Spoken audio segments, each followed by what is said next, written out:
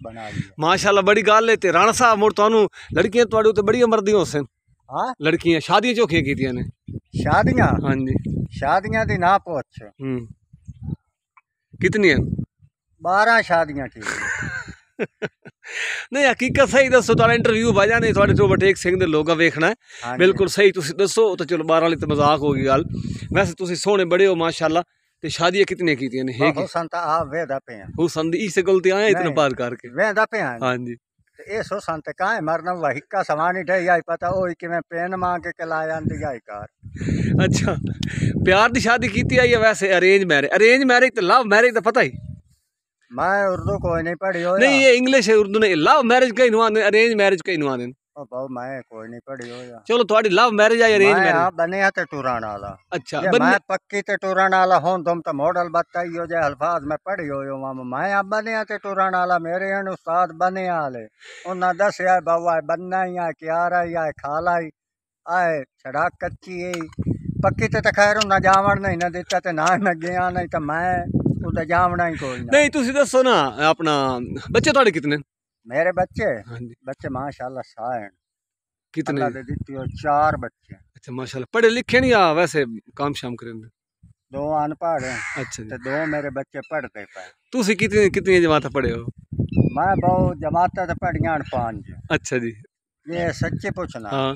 तो 2 जमात में सही पढ़िया 3 जमात में दौड़िए घोल के पी गया। अच्छा दसो भाई साढ़े बारे एक गल होर बड़ी सुनी है।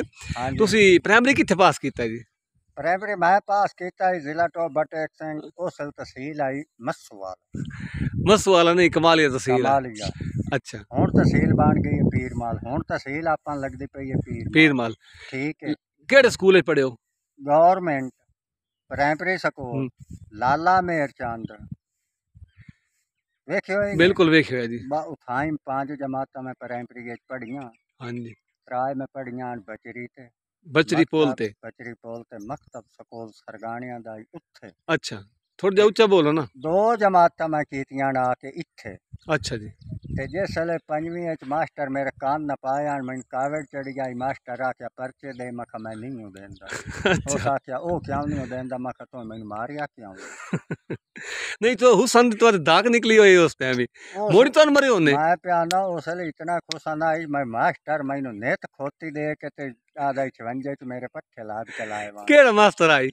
मास्टर नजर आई म्यों। अच्छा अच्छा अच्छा अच्छा माशाल्लाह।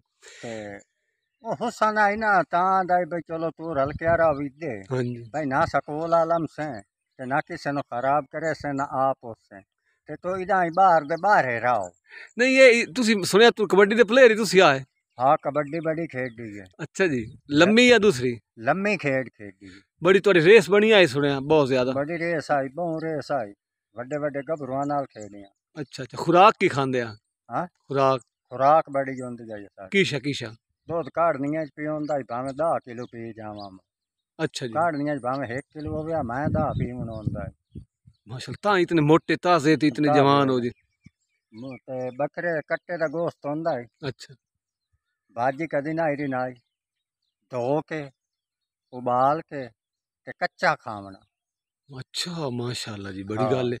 कदी मराच ना ही पवाई कदी नमक ना ही पवाया काई शाही नाम पवाइंदा ते जमांतरू मेरी शक्ल ही हो जाई है। मैं ता जेड़ा ना इस तरह हाँ दूध दा मारे होया ओ इंज है ना मैं तैन दसे। हां जी बस खुली गल करो कोई गल नहीं। तुहानू बड़े चाहते आवाम तुहाडी बड़ी चाहत रखदी है बल्कि मैनू आंदी है राणे साहब दा इंटरव्यू कीता करो। इसले मां दे दूध पीवण दा टाइम आई मैं घर कोई ना मुरांदा किदे जांदे आ? हां उसले मैं बाहर रहांदा मैं।